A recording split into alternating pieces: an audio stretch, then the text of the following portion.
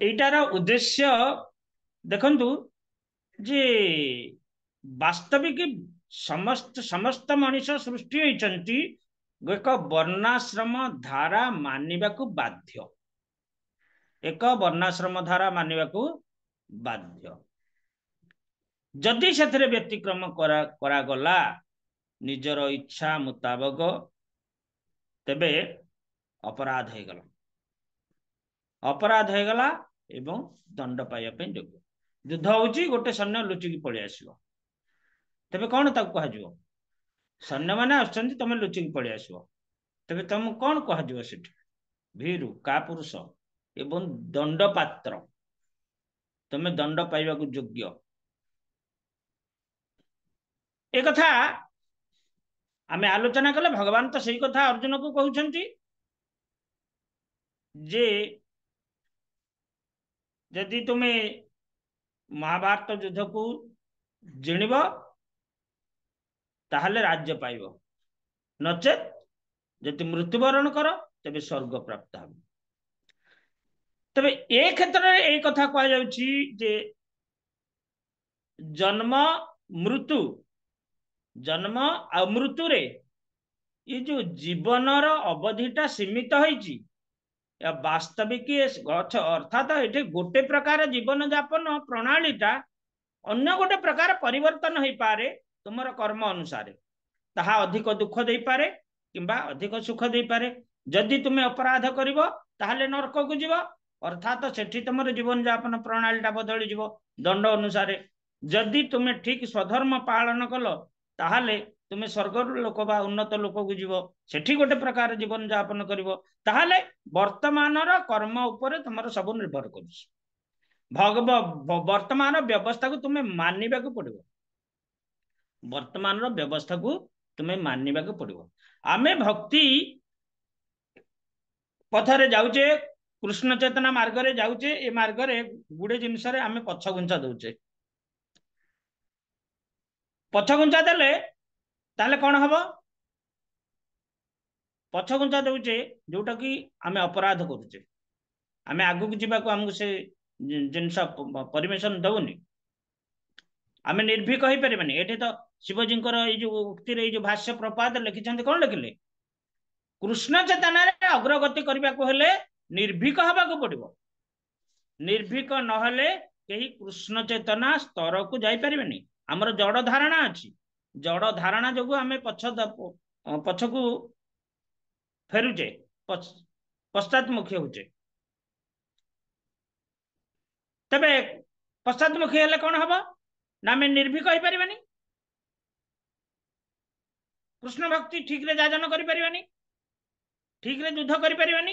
यदि क्षति रही थाए ताहले कोन हबो, दंड योग्य, अर्थात तुम्हें नरक एक दंडर स्वरूप, किंतु भक्ति जोगरे जदि अपराध कले से दंड पाइबार योग्य, से दंडटा भगवान डायरेक्ट देवे। तेणु आमे जे कहूचे हाँ हाँ टिके मुह पोती देले सब किछि समाधान हो, ना ना ना ना से जिनस नुहे। आमर गोटे समस्तंकर समान सामर्थ्य ना, सामर्थ्य किंतु सामर्थ्य अनुसार या जाजन करने को पड़ो। ये वर्तबार बाट ना परा, ये आमे जो दुखालय अशाश्वत को आसी भौतिक स्थिति को आछे वर्तबार बाट ना। आपण माने जदि ठीक भावे ये भगवत विज्ञान को उपलब्धि करिसेंती ताले एथे वर्तबार बाट नाही। आपण बंधन होई पड़िछे, समस्त बंधन होई पड़िछे, तेणु एथिरे वर्तबार बाट नाही। एपटे मरिबा नहले सेपटे मरिबा, एपटे दंड पाइबा नहले सेपटे दंड पाइबा। एपटे दंड पाइले आमे अधिक सुख पाइबा, किंतु एपटे जदि आमे दंड को उड़े की सुख पाइबा पे जो अलिक सुख पाइबा पे चेष्टा करिया सेपटे दंड पाइबा। ये जो पटे हेले पाइबाटा पाइबा, एथिरु कहीं मुक्त हो पारिबे नाही। तबे भगवत गीता रे भगवान कौन कहले,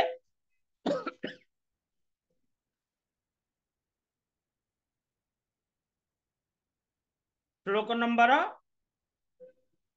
26 हरे कृष्ण 26 प्रभु जी। 26 ना? आज्ञा प्रभु जी।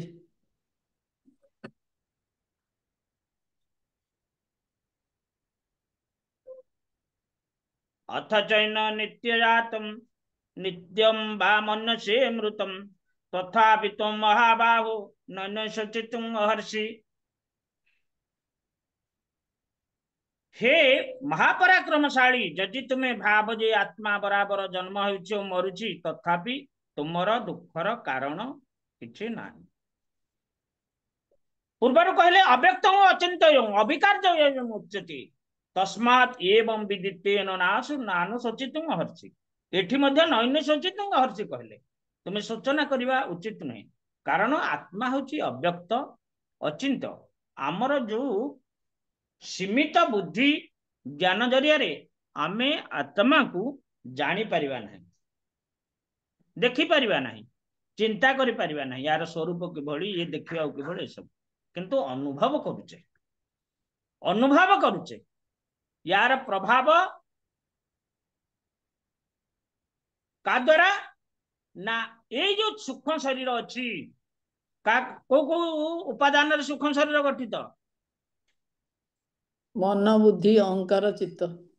मनर क्रिया बुझी पारुचे, बुद्धिर क्रिया बुझी पारुचे, अहंकार क्रिया बुझी पारुचे, चित्तर क्रिया बुझी पारुचे। तेबे मन बुद्धि चित्त एमाने जेतेबेले कार्य करछन्ती आमे अनुभव करि पारुचे मन कौन चाहूची, बुद्धि कौन विचार करुची। अहंकार, अहंकार अर्थात मु से गोटे निरूपण स्थिति आसी जीवछ, कार्य कार्य व्यवस्थित जमती कोटा करवा कोटा न करवा मु कौन ए सब जिनस चित्त जोटा कि शांति प्राप्त हबार स्थान।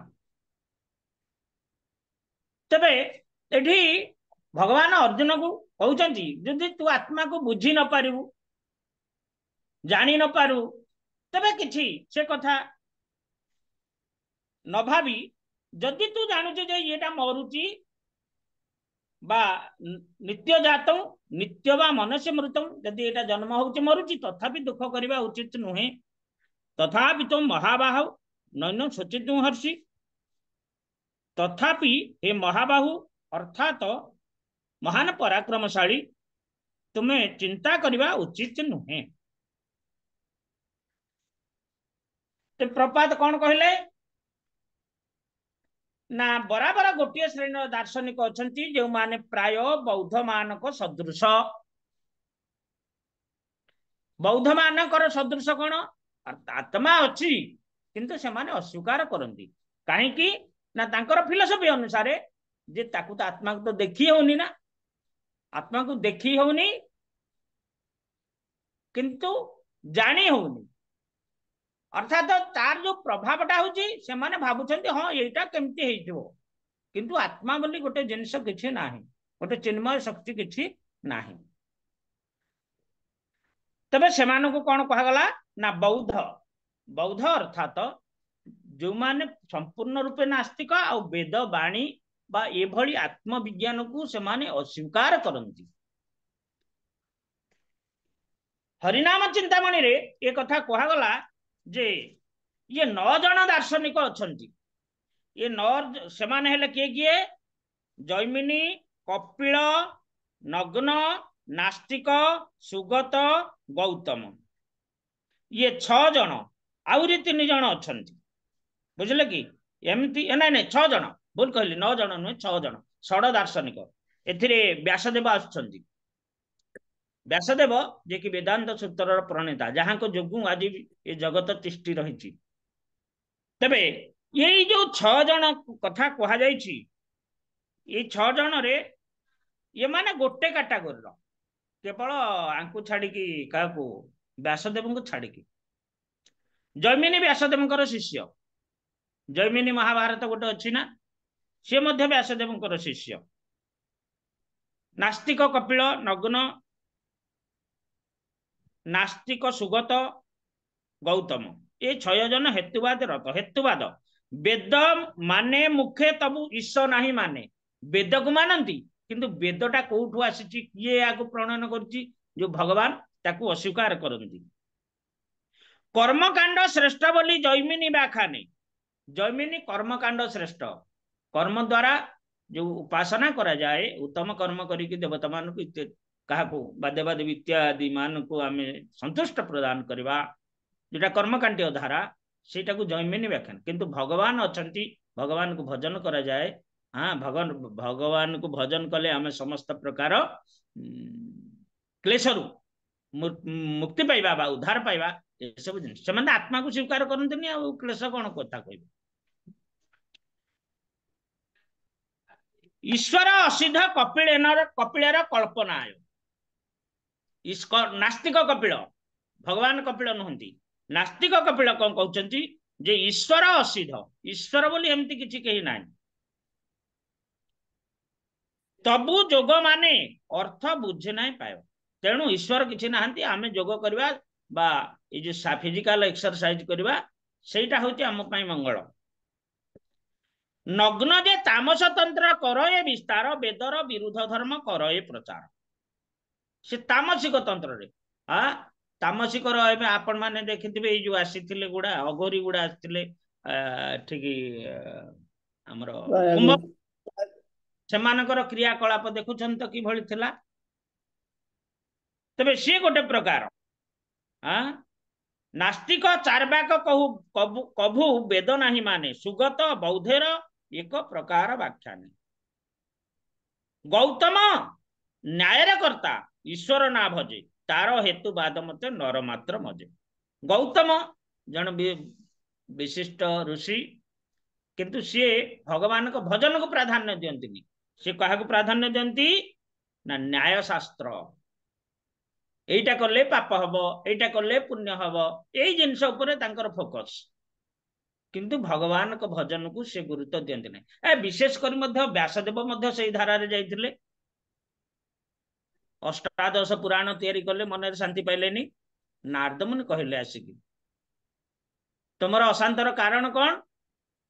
तुम्हें तो सब तैयारी कल, सब किछि कल, अष्टादश पुराण, चारि वेद, समस्त उपनिषद, ये सब ग्रंथ आकार प्रकाश करी तुम्हें शांति पाऊ ना कहीं। अर्थात ये सब प्रणयन कले मध्य, जहा कले मध्य ताहा यथेष्ट नुहे। तुम्हें भगवान कर जश को, भक्त मान कर जश को विस्तार भावे वर्णना करना हो, ताही तुमर दुखर कारण, ताही तुम साधनार अभाव। नारद मुनिकर परामर्श अनुसार व्यासदेव श्रीमद भागवत पुराण, जहाँकि परमहंस संहिता भगवान एवं भक्तंकर लीला वर्णना करिसंति, श्री भागवत रूप देइछंति।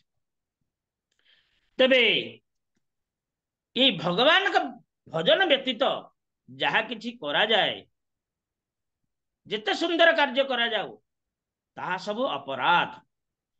यही सब मते थकी अपराध हय, अतएव यही सबे तेजबे निश्चय। भगवान को भजन को छाड़ी कि जदि ये गुड़ा करे तुम्हें रहिबो, ताहाले ये सब अपराध। अतएव यही सब तेजबे निश्चय, ये सब परित्याग करिवो। ये सब कुमत, ये सब कुमत छाड़ी आर माया बात, शुद्ध भक्ति अनुभवी हय निर्विवाद। केवल शुद्ध भक्ति को ग्रहण करो, ये सब परित्याग करो। ये मायावाद असत शास्त्र, मायावाद असत शास्त्र, गुप्त बौद्ध मत, वेदार्थ विकृति कली कालते सन्मत। वेदार्थ को विकृत करा जायछि मायावाद जरिया। तेणु ये वेद वाक्य द्वारा भक्तिर मर्म को आच्छादन करा जायछि, अर्थात मुख्य अर्थ को आच्छादन करा जाय, ताकू गौणार्थ भावे प्रकाश करिसंति के से शंकराचार्य। कहा पई? ये बौद्ध मानक, नास्तिक मानक पई। तेणु ये सब जिनस को परित्याग करी केवल भगवान कर भजन, जोटा कि शुद्ध भक्ति, भगवान चरण रे शुद्ध भक्ति, ताहा ही ग्रहण करियो, आउ अन्य सब जिनस परित्याग करियो। तेणु भगवान कहते सर्वधर्मान परित्यज्य, यार अर्थ सब मतवाद परित्याग करियो, किछि जायस नहीं।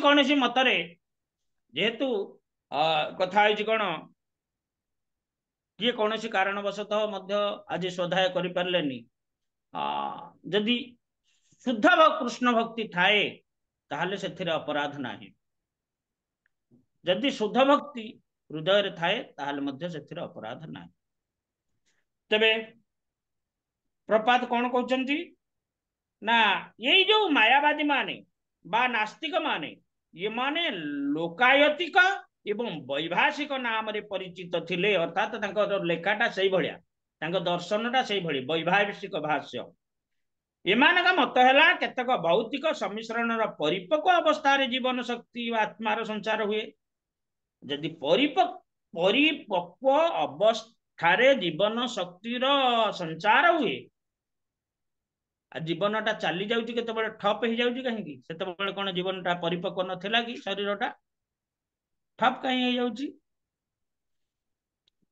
सेमानकर मत अनुजाई केतेक भौतिक वस्तुर सम्मिश्रण रे एक निर्दिष्ट स्तर रे भौतिक रासायनिक क्रिया प्रतिक्रिया जो जीवन शक्ति वृद्धि लाभ करे केतेक भौतिक वस्तुर सम्मिश्रण केतेक निर्दिष्ट स्तर हाँ या द्वारा कौन हुए जीवन शक्ति वृद्धि लाभ करे एठी आमे याकू किभली बुझिबा ना देखंतु गोटे पिलाटी जन्म हला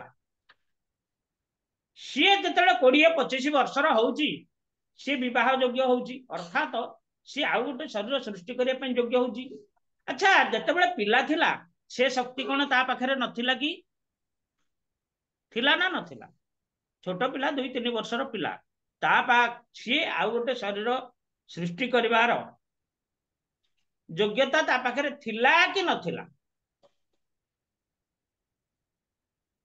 किए कहबे नथिला प्रभुजी सेटा तार वर्धित हवा शरीर वर्धित हवा परे से तार आसिला से शक्ति हाँ आमे नथिला कहि परिबानी थिला नथिला कहले जदि संपूर्ण नथिबो ताहले आसीबो कोडू जदि संपूर्ण नथिबो आसीबो कोडू थिला अव्यक्त भावे थिला सूक्ष्म रूप रे थिला प्रकाशित हो नथिला जोटा नाही सेटा नाही से केबे आसीबोनी जोटा थिला जोटा अछि सेटा अछि अप्रकाशित भाव रे अव्यक्त भाव रे जेमती आत्मा को एठी अव्यक्त कहा गला अर्थात व्यक्त करा जाय परनी ये भाव गुडा व्यक्त करा जाय परनी जेतेबेले बयसर वृद्धि हबो ताहा आस्ते आस्ते प्रकाशित हबो सृष्टि क्रिया से भली जेतेबेले प्रधान थिला प्रधान अर्थात कोन ये समस्त 24 काल इत्यादि अव्यक्त भावे थिले क्रमशः प्रकाशित हेले ठीक से भली सबु जिनिस अच्छी समय अनुसार से गुड़िक प्रकाशित होउछि एई दर्शन मतवाद उपरे मनुष्य शरीर रचना विज्ञान से माने गढ़िछन्ति आजिकाली अमेरिका रे अनेक मिथ्या धर्म ध्वजाधारी धर्म प्रचारक देखा देइछन्ति जेउ माने एही दर्शन दार्शनिक मतवाद तथा शून्यवाद संबंधी अभक्त बौद्ध मतवाद को ग्रहण करुछन्ति एटा भल लागुची एटा शुणिबा को भल लागुची कारण जो जिनसटा आपण माने टिके बेसी क्रिटिकल हबो बुझी न परिबो सेटा आपण को भल लागिबोनी जोटा बुझी पारुचे सेटा निश्चित भल लागिबो तबे एई जो अहिंसा जीव हिंसा करिबानी शांति रे बंचिबा समस्तंकर सहित सद्भाव रखिबा बंधुत्व भाव रखिबा ये सब करबा ये जिनसटा संभव आमर भोग कामना अच्छी ये जिनसटा संभव कि आमे कहा प्रति हिंसा करबानी आमको जड़े कष्ट दउची मशा हो माछी हो बा कौन कीट हो आमको दंशन करुची आमे हिंसा करबानी एटा तो संभव हबनी कारण ये शरीर गोटे धर्म अच्छी जी ताकू ता निकट को आसब बा ताकू कष्ट दब से सांगे सांगे तार प्रतिक्रिया करियो प्रतिक्रिया सेठी प्रकाश करे तेबे यही जिनस ताहले कौन भूल ना भूल नुहे ये सब ठीक किंतु एमिति गोटे स्थिति अच्छी जो स्थिति रे ये जिनस गुड़ाक स्वतः प्रकाशित हम स्वतः आसब से स्थितिटा दरकार यही माने ये जो दार्शनिक माने बा फिलोसोफर माने ये माने से सब से स्थितिटा कथा जानते ना ताहा होची को स्थिति ना शुद्ध विशुद्ध स्थिति जोटा ब्रह्मभूत स्थिति एटी कह जाइछि ब्रह्मभूत स्थिति रे जेतेबेले भगवान को निकट रे हमर सब किछि भौतिक क्रिया गुड़िक दिव्य रे रूपांतरित हो जिवो आमे भगवान को भल भाव रे जानि परिबा बुझी परिबा से स्थिति रे ये जिंस गुडा को आसी जिवो स्वतः आसी जिवो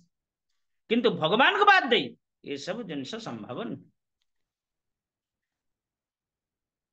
जदि अर्जुन वैभाषिक दर्शन अनुजाई आत्मार अस्तित्व संबंध में विश्वास न करती तेबे भगवान कहते तथापि दुखर कौन कारण ना केतक रासायनिक पदार्थ नष्ट हो गले कहीं दुख करती ना किंबा कर्तव्य कर्मरु विरत हुअंती ना पक्षांतर आधुनिक विज्ञान रे तथा वैज्ञानिक युद्ध कौशल रे शत्रु पर विजय हासिल करने निमित्त अपर्याप्त परिमाण रे रासायनिक पदार्थ नष्ट होउछि आमर जो ये होउछि कोन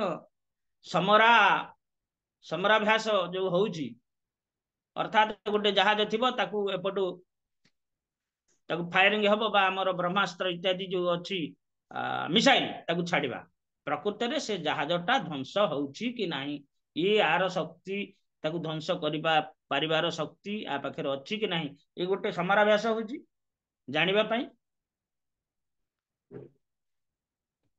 तेणु भगवान ये कहते जे ये भली अनेक नष्ट होउछि कारण गोटे जिनस जानिया अनेक किछि व्यय करने को पड़ुछि तेबे सरकार एथिरे कोन दुख प्रकाश करुछंती कि आम राजकोष किछि अनेक पैसा बाटर खर्च होउछि तेणु सेंति किछि दुख प्रकाश करुछंती कि ना ना ना तार आवश्यक अछि तार परीक्षा करबा निहात जरूरी तेणु एठी ठीक से भली एठी भगवान से मतवादटा को नहीं कि अर्जुन कहते तुम्हें जदि आत्मा को अस्वीकार करो तथापि तुम्हें दुख करिवार नाही जदि शरीरटा बा आत्मा मरुची बोली तुम्हें भावुच बा भौतिक पदार्थ सृष्ट बोली भावुच तथा कहीं ना ये जो रासायनिक पदार्थ जमती नष्ट होउची ये युद्ध आसीची ये सब नष्ट हब ये जो महाभारत युद्ध आयोजन होइची ये सब नष्ट हबा पाई आयोजन होइची सेथिबे तुम्हें दुख करिवार आवश्यक नाही कारण तार आवश्यक अच्छी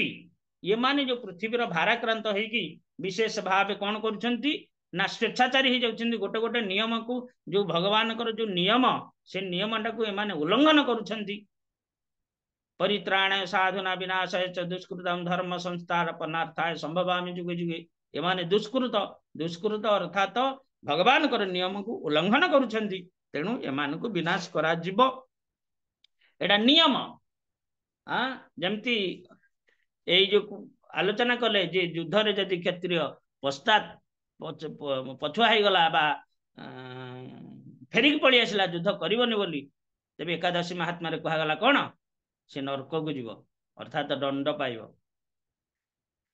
देखंतु भगवान कर व्यवस्था टिके चिंता करंतु आपण को पटकू गले रक्षा नाही भगवान को छाड़ी की आपण को पटकू गले रक्षा नाही सबुआडे काल रखी विभिन्न प्रकार सब माने आमर मिसाइल सेटिंग कर रखी एपटे जदि एपट बुल मर एपट गले बुलले मर तेणु सर्वाध हाथ टेकिकी भगवान को कह तुम्हें जहा करुच कर मो द्वारा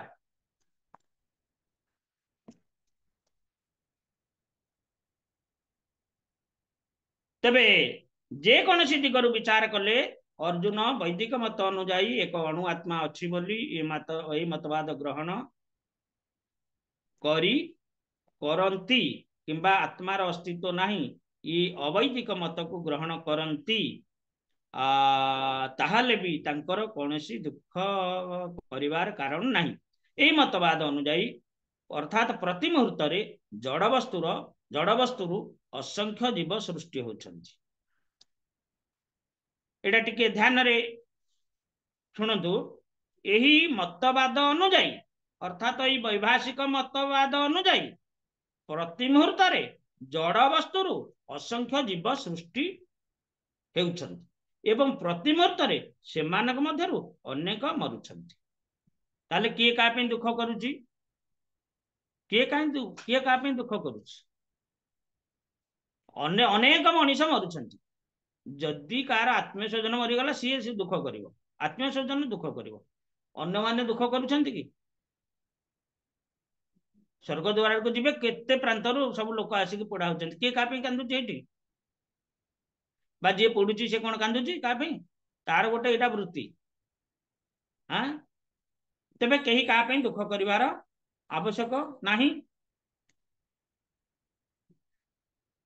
अवश्य एत द्वारा अर्जुन आत्मार पुनर्जन्म रे बाधा सृष्टि करू नाहंती। तेणु तांकर पितामह भीष्म, गुरु द्रोण मृत्यु रे से पाप कर्मर प्रतिक्रिया रे लिप्त हबे ए आशंका करिबा उचित नुहे। अर्थात एमानक शरीर जेहेतु जन्म होइची बा सृष्टि होइची, ये निश्चित नष्ट हब।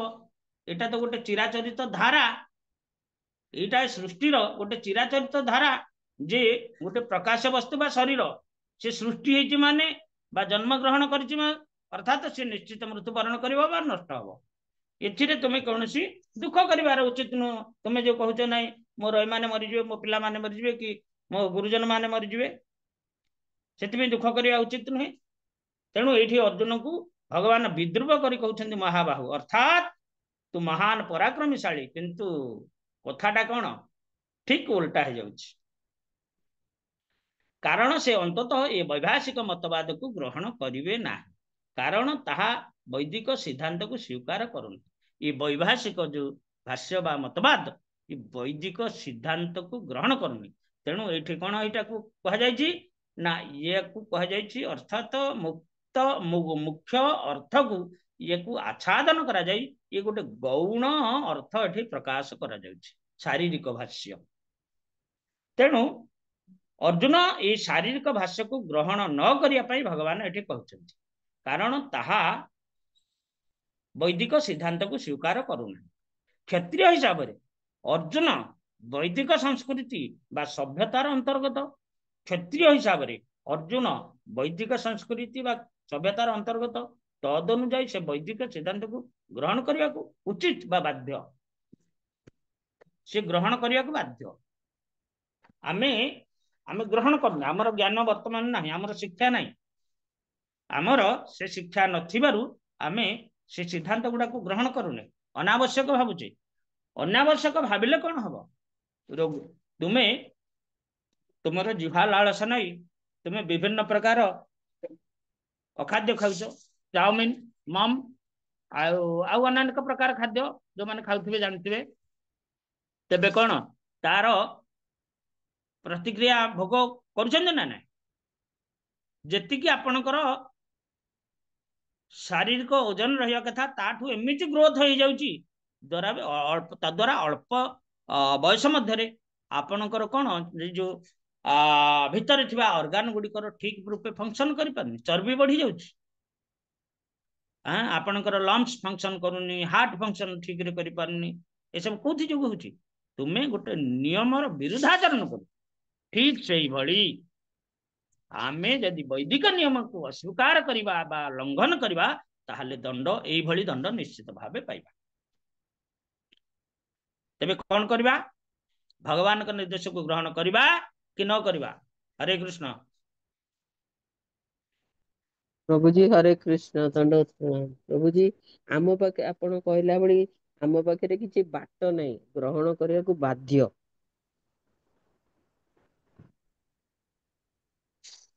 आउ के कहिबे माताजी बहुत सुंदर उत्तर देले, आम पाखे बाट नहीं किसी, आमे पड़ी जाइछे कोरे, आमे भवार्णव रे पड़ी जाइछे, बाट किछि नहीं। हरे कृष्ण प्रभु जी। भय हो कि भक्ति हो, निश्चित भगवान सब जिनस को आमे मानिया को बाध्य।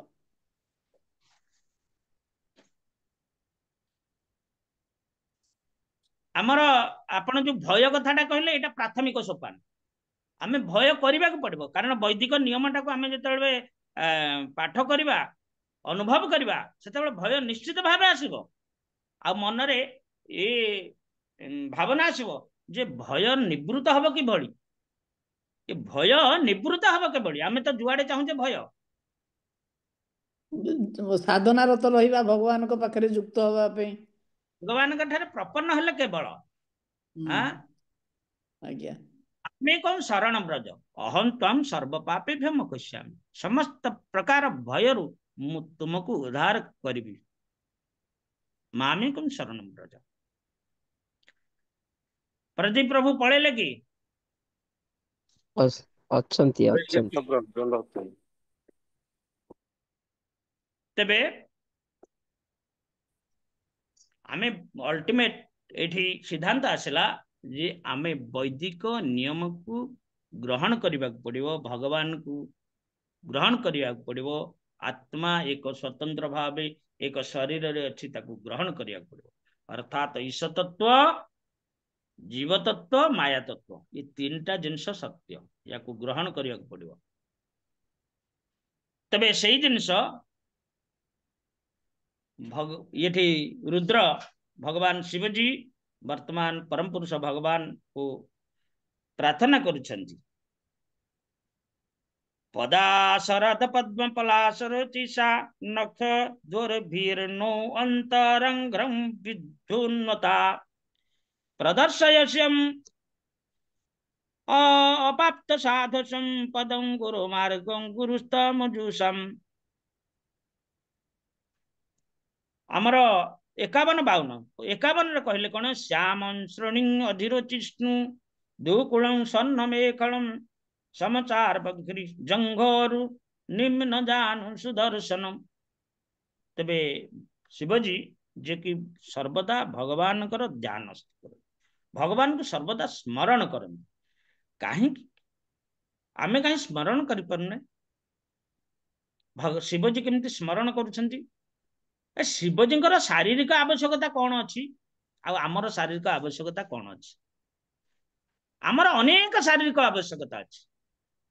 ଆମ ଆବଶ୍ୟକତା ଛାଡିକି ଆମ ପିଲାମାନଙ୍କ ଆବଶ୍ୟକତା ଆମେ ଏଇ ଦିନଠୁ ଚିନ୍ତା କରୁଛେ। ଶିବଜୀ ସେ ସବୁ ଚିନ୍ତା କରୁଛନ୍ତି କି? ତାଙ୍କ ଘର ନା ଦ୍ୱାର ନା କଣ କଣ ଦରକାର?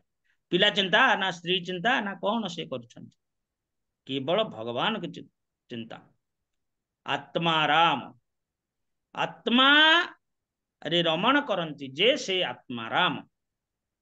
ଆତ୍ମାରାମ ମନୋହର ନିର୍ଗନ୍ଥାପି ରୁକ୍ରୁ କ୍ରମେ कुर्वन्ति अहेतुकी भक्ति, एतत् अद्भुत गुण है। कुर्वन्ति अहेतुकी भक्ति, ସେଇଥିପାଇଁ ସେ ଅହେତୁकी ଭକ୍ତି କରନ୍ତି, ସେଇ ଶିକ୍ଷା ଦଉଛନ୍ତି।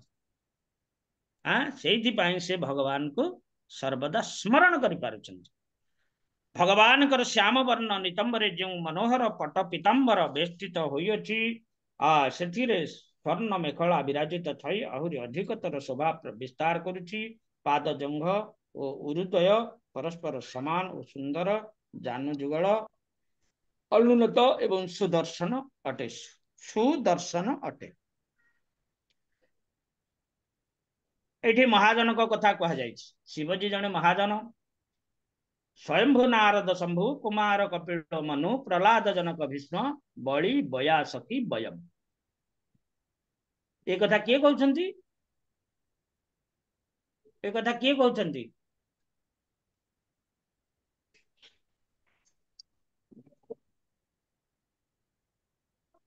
ବିଶ୍ୱମଞ୍ଜରୀ ମାତାଜୀ, ଏ କଥା କିଏ କହୁଛନ୍ତି କାହାକୁ? ଏ ଭାଷ୍ୟ କଥା, ଶ୍ଲୋକ କି ଅନୁବାଦ ନୁହଁ, ଏ ଭାଷ୍ୟଟା, ଭାଷ୍ୟ କଥା ଯେ ଏଇ ଯୋଉ 12 ଜଣ ମହାଜନ ଇଏ କିଏ କିଏ ବୋଲି ଇଏ କାହାକୁ କହୁଛନ୍ତି?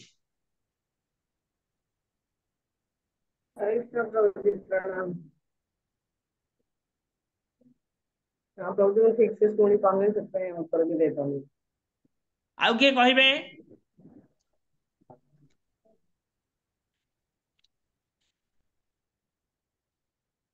ଏଇଠି ଯମରାଜ କହୁଛନ୍ତି ତାଙ୍କ ଦୂତ ମାନଙ୍କୁ ଅଜାମିଳ ଉପାଖ୍ୟାନରେ।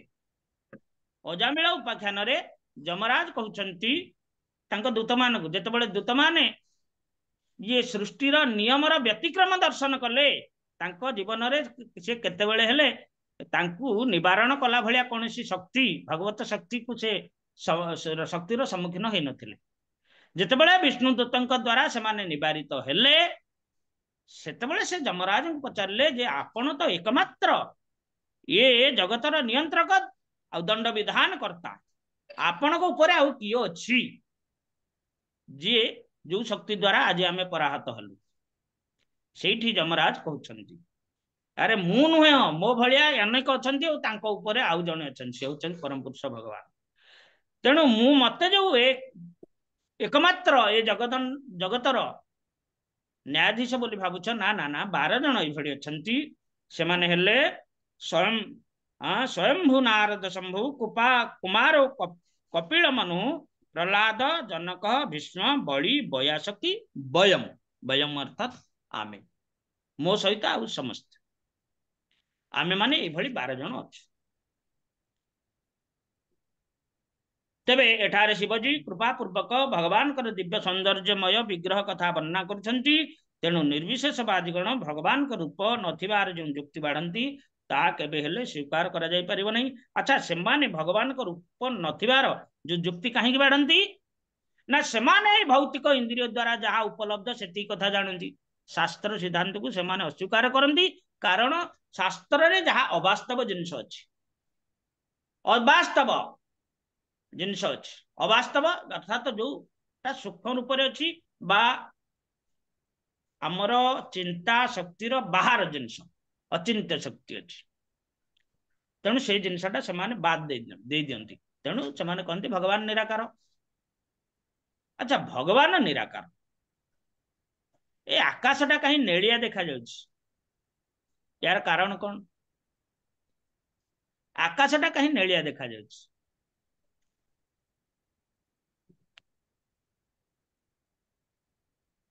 କିଏ କହିପାରିବେ?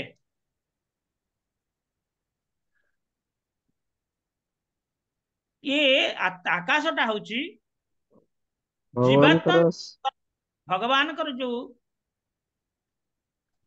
ଜୀବାତ୍ମା ବା ଯୋଉ ତାଙ୍କର ଶରୀର ଜ୍ୟୋତି ବ୍ରହ୍ମ ଜ୍ୟୋତିର ଯୋଉ କଣିକା ଗୁଡିକ ଅଛି, ସ୍ଫୁଲିଙ୍ଗ ଅଛି, ଯାହାକି ମନ ବୁଦ୍ଧି ଅହଙ୍କାର ବା 4 ଅନ୍ତଃକରଣ ଦ୍ୱାରା ଆବୃତ ହୋଇଛି, ସେମାନଙ୍କ ଦ୍ୱାରା ଯେମିତି ଜଳ କଣିକା ଦ୍ୱାରା ସମୁଦ୍ର ପରିପୂର୍ଣ୍ଣ, ସେଭଳି ଏ ଜୀବାତ୍ମା ଦ୍ୱାରା ଏ ଶୂନ୍ୟଟା ପରିପୂର୍ଣ୍ଣ, ଏ ଜଗତଟା ପରିପୂର୍ଣ୍ଣ। ସେଇ ଯୋଗୁଁ ଆକାଶଟା ନେଳିଆ ଦେଖାଯାଉଛି। ଆଉ ଭଗବାନ ବି ଏ ଜଗତକୁ ଆସିଲେ ନେଳିଆ ଦେଖାଯାଆନ୍ତି। ଭଗବାନଙ୍କର ରୂପଟା କିଭଳି? ନେଳିଆ ନା। ଆଉ ଏଇଠି କୁହାଯାଇଛି, ଏଇଠି ଭଗବାନଙ୍କର ଅଙ୍ଗ କଥା ତ ବର୍ଣ୍ଣନା କରାଯାଇଛି। ସିଏ ନବଘନ ବୋଲି ଭଗବାନଙ୍କର, ଅର୍ଥାତ୍ ନୂଆ ମେଘ ଭଳିଆ ତାଙ୍କ ଶରୀରଟା।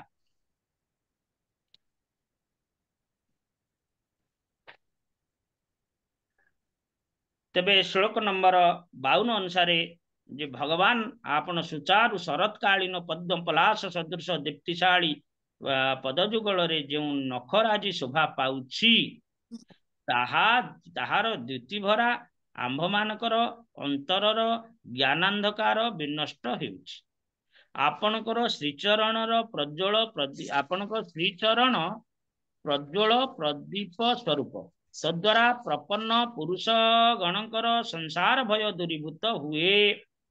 ଅର୍ଥାତ୍ ଯିଏ ଭଗବାନଙ୍କ ପାଦ ପଦ୍ମକୁ ଆଶ୍ରୟ କରେ, ସେ ଭୟ ନିବୃତ୍ତ ତାର ହେଇଯାଏ। ହେ ଭଗବାନ, ଆପଣ ଅଜ୍ଞାନ ସେବୀ ଜୀବମାନଙ୍କର ପ୍ରକୃତ ମାର୍ଗ ପ୍ରଦର୍ଶକ। ଯୋଉମାନେ ଅଜ୍ଞାନତାରେ ଅଛନ୍ତି, ଯୋଉମାନେ କେବଳ ଶାରୀରିକ ଚେତନାରେ ଅଛନ୍ତି, ତାଙ୍କର ଆପଣ ହେଉଛନ୍ତି ପ୍ରକୃତ ମାର୍ଗ ପ୍ରଦର୍ଶକ। ଶ୍ରୀ ଗୁରୁଦେବ, ଆପଣ ଆମ୍ଭମାନଙ୍କୁ ଆପଣଙ୍କର ଏଇ ରୂପ ପ୍ରଦର୍ଶନ କରନ୍ତୁ। ଏଇଠି ଭଗବାନଙ୍କୁ ଗୁରୁ ରୂପେ ପ୍ରାର୍ଥନା କରୁଛନ୍ତି କିଏ? ସେ ଶିବଜୀ। ଶ୍ରୀ ଶିବଜୀ ଏକ ପ୍ରାମାଣିକ ଅଧିକାରୀ ଭାବେ ଭଗବାନଙ୍କର ଅଙ୍ଗ ସୌଷ୍ଠବର କଥା, ସୁନ୍ଦର ଶ୍ରୀ ବିଗ୍ରହର କଥା ଏପରି ଭାବେ ବର୍ଣ୍ଣନା କରିଛନ୍ତି। ବର୍ତ୍ତମାନ ସେ ଭଗବାନଙ୍କର ପାଦପଦ୍ମ ଦର୍ଶନ କରିବାକୁ ଚାହୁଁଛନ୍ତି। ବିଶେଷ କରି ସେ ଭଗବାନଙ୍କର କୋଉ ବିହଟାକୁ, ନା ଅନିରୁଦ୍ଧ ଭଗବାନଙ୍କୁ ସେ ପ୍ରାର୍ଥନା କରୁଛନ୍ତି। ଅନିରୁଦ୍ଧ ଭଗବାନ ଯେ ଶ୍ୟାମ ଇନ୍ଦିବର ଦ୍ୟୁତି ତାଙ୍କର ବର୍ଣ୍ଣନା ଅଛି ତୃତୀୟ ସ୍କନ୍ଧରେ। ଭଗବାନ କପିଳ ଦେବ ବର୍ଣ୍ଣନା କରିଛନ୍ତି, ସେଇ ଅନିରୁଦ୍ଧ ଭଗବାନଙ୍କର ପ୍ରାର୍ଥନା କରୁଛନ୍ତି। ତେବେ ସେ ପ୍ରଥମେ ଭଗବାନଙ୍କର ପାଦପଦ୍ମକୁ ଧ୍ୟାନ କରନ୍ତି, ତାପରେ କ୍ରମଶଃ ସମସ୍ତ ଶରୀରକୁ ଧ୍ୟାନ କରନ୍ତି। ଶ୍ରୀମଦ୍ ଭାଗବତକୁ ଭଗବାନଙ୍କର ବେଦବାଣୀ ଦିବ୍ୟବାଣୀ ରୂପ ବୋଲି କୁହାଯାଏ ଏବଂ ଦ୍ୱାଦଶ ସ୍କନ୍ଦ ଭାଗବତକୁ ଅର୍ଥାତ ପ୍ରଥମ ସ୍କନ୍ଧରୁ ଆରମ୍ଭ କରି ଦ୍ୱାଦଶ ସ୍କନ୍ଧ ପର୍ଯ୍ୟନ୍ତ ସମଗ୍ର ଭାଗବତକୁ ଭଗବାନଙ୍କ ଶରୀରର ବିଭିନ୍ନ ଅଙ୍ଗ ରୂପେ କଳ୍ପନା କରାଯାଇଛି। ପ୍ରଥମ ଓ ଦ୍ୱିତୀୟ ସ୍କନ୍ଧ ଭାଗବତ ଭଗବାନଙ୍କର ଦ୍ୱିତୀୟ ସ୍କନ୍ଧ ଭାଗବତ ଭଗବାନଙ୍କର ପାଦପଦ୍ମ ଦ୍ୱୟ, ପ୍ରଥମ ଓ ଦ୍ୱିତୀୟ। ତାପରେ ଏଥିପାଇଁ ଶ୍ରୀପତି କହୁଛନ୍ତି ଯେ ଭକ୍ତ ପ୍ରଥମେ ଭଗବାନଙ୍କର ପାଦପଦ୍ମ ଦ୍ୱୟକୁ ଦେଖିବାକୁ ଚେଷ୍ଟା କରିବା ଉଚିତ। ପୁନଶ୍ଚ ଏହାର ତାତ୍ପର୍ଯ୍ୟ ହେଉଛି ଯଦି କୌଣସି ବ୍ୟକ୍ତି ବଡ଼ ଗମ୍ଭୀରତା ସହକାରେ ଶ୍ରୀମଦ୍ ଭାଗବତ ପାଠ କରିବାକୁ ଇଚ୍ଛା କରନ୍ତି ତାହେଲେ ସେ ପ୍ରଥମ ଓ ଦ୍ୱିତୀୟ ସ୍କନ୍ଧ ଭଲ ଭାବରେ ପାଠ କରିବା ଉଚିତ, ଭଲ ଭାବରେ ଜାଣିବା ଉଚିତ। ପ୍ରଥମ ଓ ଦ୍ୱିତୀୟ ସ୍କନ୍ଧ ଇଏ ଭଗବାନଙ୍କର ଦୁଇ ଚରଣ। ଭଗବାନଙ୍କ ପାଦପଦ୍ମର ସୌନ୍ଦର୍ଯ୍ୟକୁ ଶରତକାଳୀନ ପଦ୍ମ ପାଖୁଡା ସହିତ ତୁଳନା କରାଯାଇଛି। ପ୍ରକୃତିର ନିୟମ ଅନୁଯାୟୀ ଶରତକାଳୀନ ନଦୀ ଓ ହ୍ରଦର ପଙ୍କିଳ ଜଳ ଅତି ସ୍ୱଚ୍ଛ ହୋଇଯାଏ। ସେ ସମୟରେ ସରୋବର ବା ହ୍ରଦରେ ପ୍ରସ୍ଫୁଟିତ ହୋଇଥିବା ପଦ୍ମ ପୁଷ୍ପ ଅତ୍ୟନ୍ତ ଉଜ୍ଜଳ ଓ ସୁନ୍ଦର ଦେଖାଯାଏ। ପଦ୍ମ ପୁଷ୍ପକୁ ମଧ୍ୟ ଭଗବାନଙ୍କର ପାଦପଦ୍ମ ସହିତ ତୁଳନା କରାଯାଇଛି ଏବଂ ପଦ୍ମ ପୁଷ୍ପର ପାଖୁଡା ମାନଙ୍କୁ ଭଗବତ ପଦାରବିନ୍ଦର ନଖମାନଙ୍କ ସହିତ ତୁଳନା କରାଯାଇଛି। ଭଗବାନଙ୍କର ପାଦ ନଖ ଅତ୍ୟନ୍ତ ଉଜ୍ଜଳ। ବ୍ରହ୍ମ ସଂହିତାରେ କୁହାଯାଇଛି ଆନନ୍ଦ ଚିନ୍ମୟ ସଦୁଜଳ ବିଗ୍ରହସ୍ୟ। ଭଗବାନଙ୍କର ଶ୍ରୀ ବିଗ୍ରହର ବା ଦିବ୍ୟ ଶରୀରର ପ୍ରତ୍ୟେକ ଅଙ୍ଗ ଆନନ୍ଦମୟ, ଆନନ୍ଦ ଚିନ୍ମୟ ସଦୁଜ୍ଜଳ। ଏହିପରି ଭାବେ ଭଗବାନଙ୍କର ପ୍ରତ୍ୟେକ ଅଙ୍ଗ ନିତ୍ୟ ଓ ସଦୁଜ୍ଜଳ ଅଟେ। ଭଗବାନଙ୍କର ପ୍ରତ୍ୟେକ ଅଙ୍ଗ ନିତ୍ୟ ସଦୁଜ୍ଜଳ, ସତ୍ ଉଜ୍ଜଳ। ଯେପରି ସୂର୍ଯ୍ୟ କିରଣ ଜଡ଼ ଜଗତର ଅନ୍ଧକାରକୁ ଦୂର କରେ, ଠିକ ସେହିପରି ଭଗବାନଙ୍କ ଶରୀରରୁ ନିର୍ଗତ ହେଉଥିବା ପ୍ରଭା ଅତି ଉଜ୍ଜଳ ଜ୍ୟୋତି ବଦ୍ଧଜୀବର ହୃଦୟରେ ଥିବା ଅନ୍ଧକାରକୁ ଦୂର କରେ ବା ଶୁଷ୍କ କରିଦିଏ। ତେବେ ଭଗବାନଙ୍କର ଏ ଯୋଉ ଶରୀରର କାନ୍ତି ବା ବ୍ରହ୍ମ ଜ୍ୟୋତି ଇଏ ହୃଦୟର ଅନ୍ଧକାରକୁ ଦୂରୀଭୂତ କରିଦିଏ। ଏଟା କୋଉଠି ବର୍ଣ୍ଣନା ଅଛି? ଏଠି ତ ଶିବଜୀ ବର୍ଣ୍ଣନା କଲେ, ଆଉ କୋଉଠି ବର୍ଣ୍ଣନା ଅଛି? ସେଇ ପ୍ରଥମ ଦ୍ୱିତୀୟ ସ୍କନ୍ଧରେ ଅଛି। ସୁଖଦେବ ଗୋସ୍ୱାମୀ କହିଛନ୍ତି।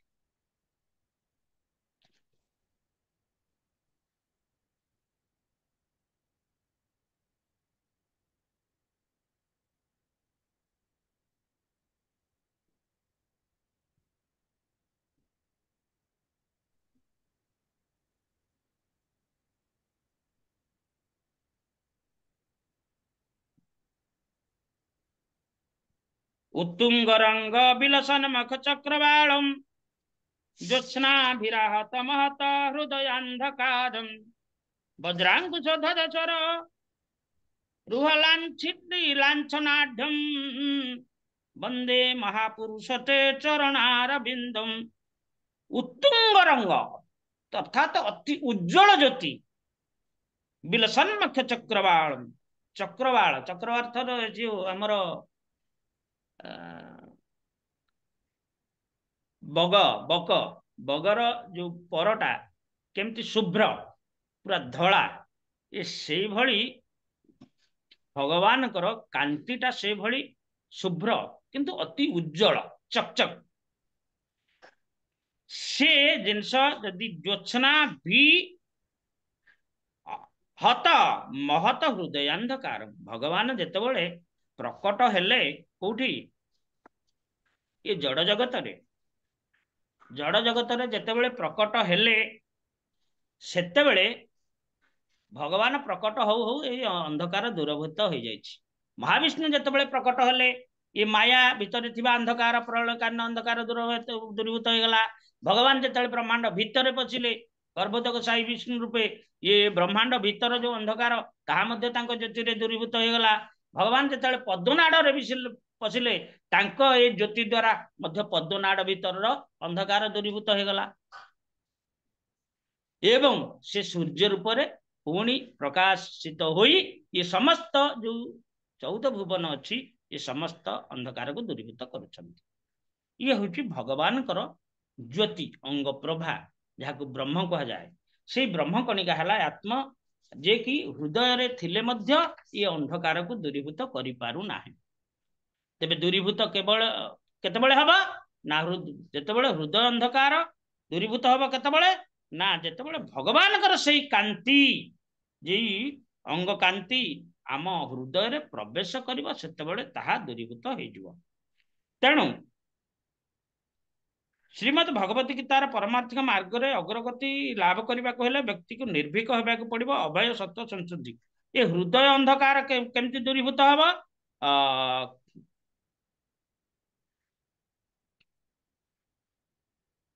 विद्यते हृदय ग्रंथि छिंदन्ते सर्वशया क्षीयन्ते चस्य कर्माणि दृष्ट एवात्मनीश्वरी। हाँ भगवान को निकट में जो प्रपन्न हो ना ये विद्यते शुणंता सकथा कृष्ण पुण्य श्रवण कीर्तन हृदयंतस्थ ही अभद्राणी विधुनति सुहृदशतम। भगवान को कथा एते वीर्यवती जे से कथा कर्णकुटरे प्रवेश करी हृदय को गले हृदय थिबा अंधकार सदृश समस्त ग्रंथि गुड़िक कर्म ग्रंथि ज्ञान ग्रंथि अज्ञान ग्रंथि जहाँ कि सब भिदते हृदय ग्रंथि छिंदन्ते सर्वसंशया क्षयन्ते चस्य कर्माणि दृष्ट एवात्मनीश्वरी। सबकि धौत हो विधुनति सुहृद शतम समस्त धौत हो सुहृद सत्हृदय विशिष्ट व्यक्ति हो। तेणु ये जड़ धारणा जे पर्यंत अच्छे से पर्यंत आमर कौन अच्छी भय रही जड़ धारणा मुक्त हेले आमे जाकि ब्रह्मभूत स्थिति बा आत्मानुभूति लाभ स्थिति स्तर को आसवा और तत्क्षणात निर्भीक हवा ब्रह्मभूत प्रसन्नात्मा भगवान कहते भय शून्य नहले कहीं केबे हेले आनंदमय स्थिति को आसीपारे ना। मन रखु भय शून्य नहले कहीं आनंदमय स्थिति को आसीपारे नहीं। भक्तगण सर्वदा निर्भीक होता भीतुशून्य स्थिति था से बराबर भगवत पादपद्म सेवार नियुक्त था। तेणु एवं प्रसन्न मनुष्य भगवत भक्ति जोगित भगवत तत्व विज्ञान मुक्त संग से जायती से से मुक्त संग मुक्त महात्मा मानकर संग प्राप्त हो पारे। निर्भीक और आनंदमय नहले केबे हेले भगवत विज्ञान बुझी पारिबो नाही। ये गोटे मध्य एटी कारण कहले जे पर्यंत आमे निर्भीक हबानी से पर्यंत भगवत विज्ञान बुझी पारिबानी। तेणु अर्जुन को ये ज्ञान लोक भगवान प्रदान करुछंती। निर्भीक जेतेबेले अर्जुन हो गले से समस्त प्रकार भगवत विज्ञान बुझी पारले एवं कहले करी से वचन तब मु तुम कथा थर करी आपण जहाँ कह करी। तेरे भक्त भगवत तत्व विज्ञान मुक्त संग से जाते जो माने संपूर्ण रूपे भव भय मुक्त होती ये श्लोक से मान को निर्देश करुच्ची जेतेबेले व्यक्ति एपरी भव भय रु मुक्त हुए सेतेबेले से प्रकृत पक्षे भगवान का दिव्य विग्रह कथा बुझी पारे। से श्री शिवजी समस्त भगवत भक्ति योग अभ्यास निमित्त उपदेश देउछंती। निम्नलिखित श्लोक मान भल भाव जन जहाँ निम्नलिखित श्लोक मान कहुई ताहा पालन कले प्रकृत पक्षे मुक्त हो चिदानुभूति और चिदानंद लाभ कर पुनश्च कहुई ओं अज्ञान तिमिरांध से ज्ञानांजन शलाघ्या चक्रुन्मणि तुंजन तस्मै श्री गुरु। भगवान होती परम गुरु भगवान का प्रामाणिक प्रतिनिधि होती गुरु। तेणु भगवान तांकर पद नख ज्योति द्वारा हृदय अंतस्थल रु भक्त मान ज्ञान लोक प्रदान करती।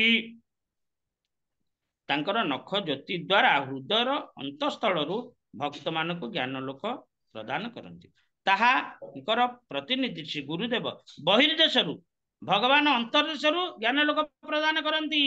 गुरुदेव बहिर्देश ज्ञान लोक प्रदान करती।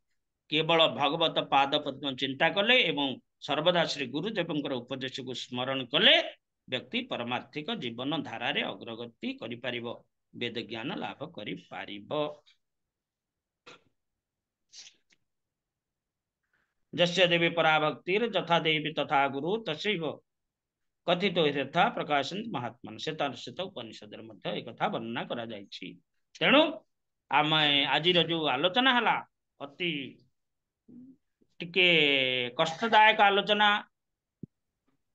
ମର୍ମସ୍ପର୍ଶୀ ଆଲୋଚନା। ତେଣୁ ଆପଣ ମାନେ ନିଶ୍ଚିତ ଭାବେ ଉପଲବ୍ଧି କରିଥିବେ ବାସ୍ତବିକ ଆମର ଗତି ଆମେ ଭଗବାନଙ୍କୁ ଛାଡି ଯଦି ଆଉ କୁଆଡେ ମୁହଁ ଫେରଉଛେ ତାହେଲେ ସବୁଆଡେ ମାଡ ଖାଇବାର କୋଉଟା ବର୍ତ୍ତିବାର ବାଟ ନାହିଁ କୋଉଠି।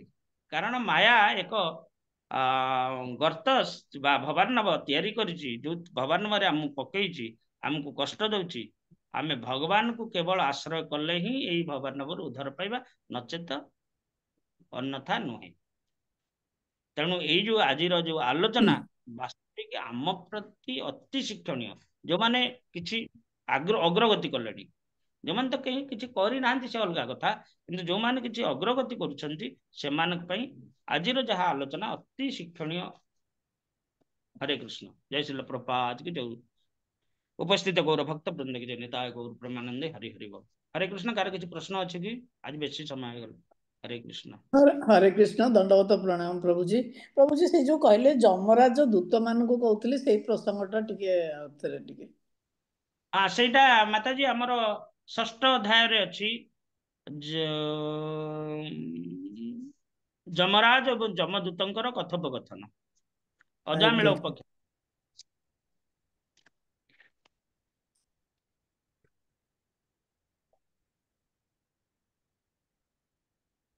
ପ୍ରଭୁଜୀ 6ଠ ଅଧ୍ୟାୟ ମାନେ ପ୍ରଥମ କ୍ୟାଣ୍ଟର 6ଠ ଅଧ୍ୟାୟ? ନାଇଁ, 6ଠ ଅଧ୍ୟାୟରେ ଯୋଉ 6ଠ ସ୍କନ୍ଧ ଅଧ୍ୟାୟ 20 ନମ୍ବର। ହଁ 6:2-20।